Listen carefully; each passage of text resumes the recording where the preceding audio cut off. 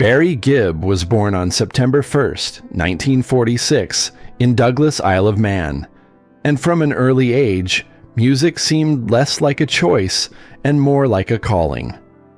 Raised in a working-class family by his parents, Hugh and Barbara Gibb, Barry grew up surrounded by encouragement, harmony, and an instinctive love for songwriting. Alongside his younger brothers, Robin and Maurice, he discovered that music could be both an escape and a purpose. When the family relocated to Australia in the late 1950s, the brothers began performing publicly, honing the vocal blend that would later define their sound. Even then, Barry emerged as the group's creative center, showing an uncanny ability to translate emotion into melody. His early compositions carried a depth well beyond his years, revealing a songwriter already attuned to longing, hope, and heartbreak. Those formative experiences laid the groundwork for a career that would span generations and reshape popular music. The rise of the Bee Gees and a distinctive voice. The 1960s marked the Bee Gees' first wave of international recognition after the family returned to England, where opportunity met preparation. Songs like New York Mining Disaster 1941, Massachusetts, and To Love Somebody announced Barry Gibb as a songwriter of remarkable sensitivity and control. His voice, expressive and emotionally direct, carried stories that resonated across cultures. While the group's harmonies were their signature, Barry's leadership helped shape their artistic direction. He understood how to balance vulnerability with structure, crafting songs that felt deeply personal, yet universally relatable. As the decade progressed, the Bee Gees stood shoulder to shoulder with the era's most respected vocal groups. Barry was no longer just a talented young musician. He was becoming a defining voice of his generation. His ability to evolve while remaining emotionally honest would later prove essential as musical trends shifted dramatically. Reinvention, disco, and global dominance. The 1970s demanded reinvention, and Barry Gibb met the challenge head-on. As popular music moved toward rhythm-driven dance sounds, Barry leaned into a falsetto style that would become instantly recognizable. Hits like Staying Alive, Night Fever, and How Deep Is Your Love transformed the Bee Gees into global icons.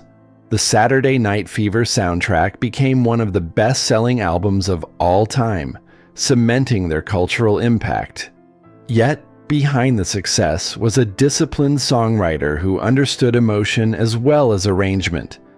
Barry's falsetto was never a gimmick. It was a tool to express urgency, desire, and vulnerability. While disco later faced backlash, time revealed the sophistication of the Bee Gees' work. Their melodies endured because they were rooted in feeling, not fashion. Barry's creative instincts ensured their music would outlive trends and continue to influence artists decades later. Loss, legacy, and continuing creativity. The passing years brought both recognition and profound personal loss.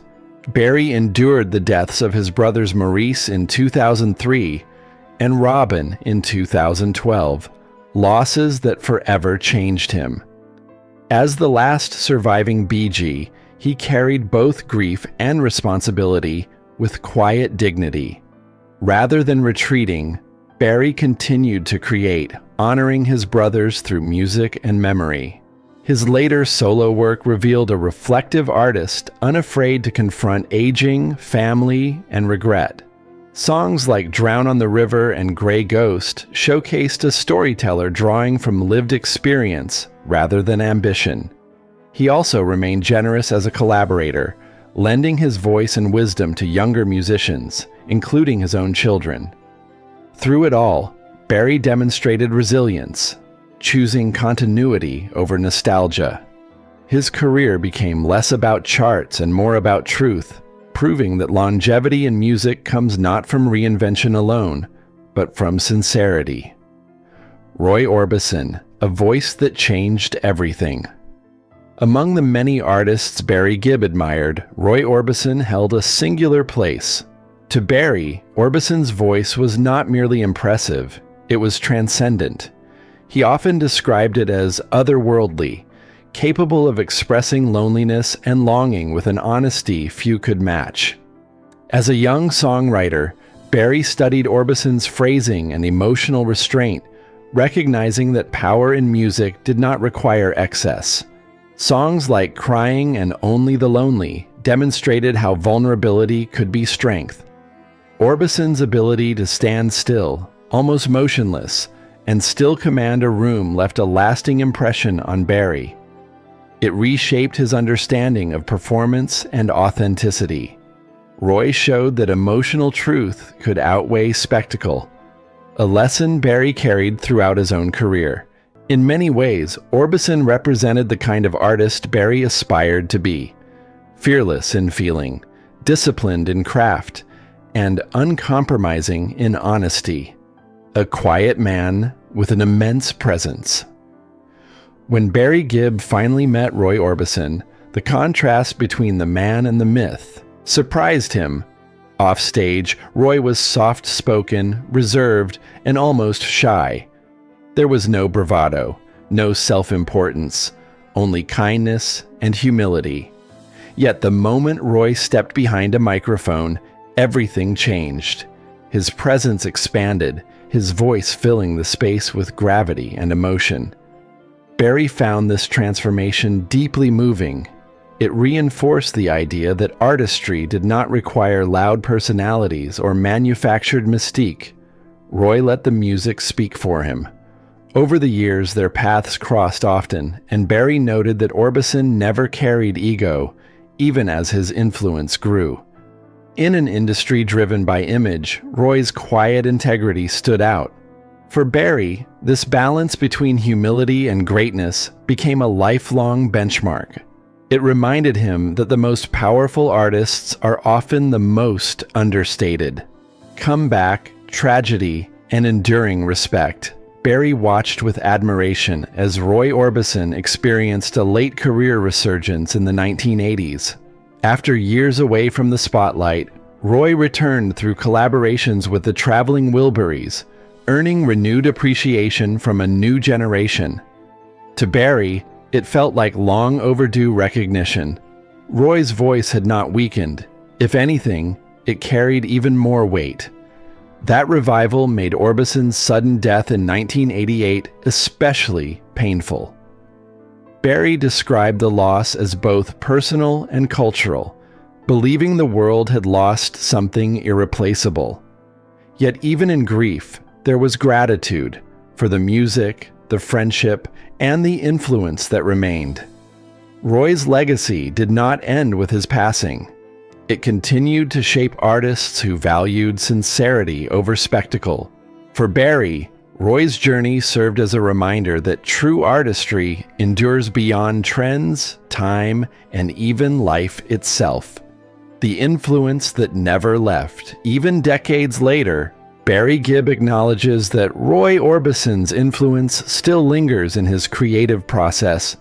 When writing or recording, Barry often reflects on whether a song feels honest enough, whether it carries emotional weight without pretense. Roy set that standard. He never disguised pain or softened truth for convenience. That commitment to authenticity resonated deeply with Barry, especially as he aged and stripped away the need to impress.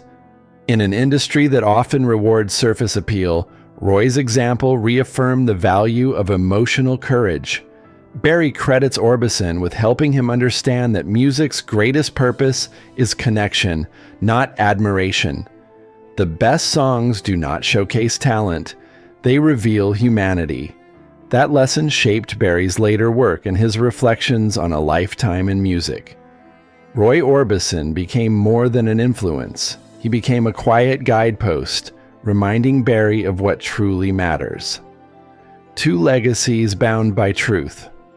As Barry Gibb reflects on his life at nearly 8 decades, his words about Roy Orbison feel less like praise and more like gratitude. He speaks not as a rival or peer, but as a student who never stopped learning. Roy, to Barry, represented the purest form of musical expression, emotion without disguise. In honoring Roy Orbison, Barry also reveals something deeply personal about himself. Both men believed that music should come from truth, not ego, and that longevity comes from sincerity. Their legacies, though different in sound, are bound by the same principle: honesty above all else. Today, Barry Gibb stands as a bridge between eras, carrying forward lessons learned from those who came before him. In remembering Roy Orbison, he reminds us that great music does not shout. It speaks quietly, directly, and lasts forever.